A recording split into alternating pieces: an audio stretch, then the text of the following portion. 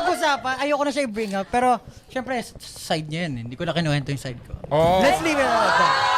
Malakihin natin yan. Hindi kasi, Yan. yung sinasabi niya kasi sa akin, kaya niya gustong ipahiram sa akin yung miss niya. Kasi parang yung dating ko daw is, ano yun, parang inaano ko na parang, Guilt trip? parang ginigil trip kita na, hindi, wag mo na paggamit. Kasi sabi mo, ganun, parang ginaganon ko daw siya. Si Justin yung Parang nagtitrigger. ganun. Di ba? Alam nyo na ngayon. Napapansin ko lang, Alam ha? niyo, next question Alam na niyo nga na. lang, ano? Next question na lang. May gusto mo po ba kayong malaman sa akin? Pero alam niyo po, pero ang weird po kasi sobrang liit na bagay niya lang. Pero kasi nung time na yun, talagang ano po kami, Puyatan. puyatan. Tapos yung mga gamit po namin, kumbaga, Same shade, ganun. hindi, I mean, yung... alam mo, Aray ba yun? Sorry. yung ano po, alam niyo na pag naubos yun, hindi kami makakabili agad.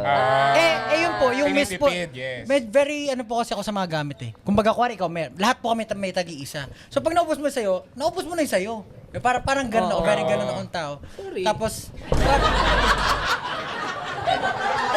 Sorry, kung 20 sprays ako hindi, in I one mean, go. as someone po na ano, yun nga ba, very, kasi kanya-kanya kami. Tapos pag naubos yun, wala na rin. Tapos ang laki ng impact sa akin nun. Sabi ko, shit, para doon, mabubuwag kami, mag-aaway kami, parang gano'n. Tapos after nun, nag-sorry na ako.